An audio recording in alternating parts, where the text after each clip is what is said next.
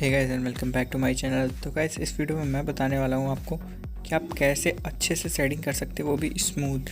तो आप देख सकते हैं पहले मैं 0.7 की पेंसिल यूज़ कर रहा हूँ क्योंकि ये बहुत ही लाइट होती है, और मैं यूज़ कर सकता हूँ 0.5 की भी, वो इससे भी लाइट होती है। तो पहले मैं इस जगह पे इस वजह से यूज कर रहा हूँ क्योंकि इस जगह पे डार्कनेस है और अंदर जाते जाते स्मूथ हो गया है, तो इस वजह से मैं यहाँ पे 0.7 यूज़ कर रहा था। अभी देखिए मैं फेस पे 0.5 यूज़ कर रहा हूँ क्योंकि यहाँ पे बहुत लाइट शेडिंग है। तो इसके लिए मैं पहले फर्स्ट लेयर चढ़ा रहा हूँ, इसलिए स्मूथ ब्लेंडिंग होगी इस चीज़ से। तो अभी स्मूथ ब्लेंडिंग करने के बाद मैं इस पर ब्रश मारूँगा।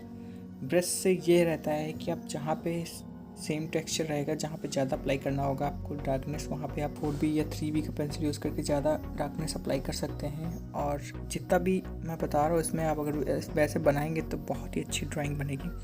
सो मैं इस वीडियो में बस यही बताऊँगा कि फर्स्ट लेयर आप चढ़ाइए किस चीज़ की, 0.5 की फर्स्ट लेयर आप उसके बाद फिर आप धीरे धीरे अप्लाई करते रहिए।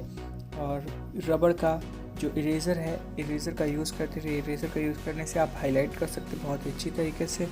तो इस वीडियो में बस इतना ही बताऊंगा। एंजॉय द वीडियो को लास्ट तक जरूर देखना। देखिए नेक्स्ट वीडियो में, तब तक के लिए bye bye. To practice to improve, take care.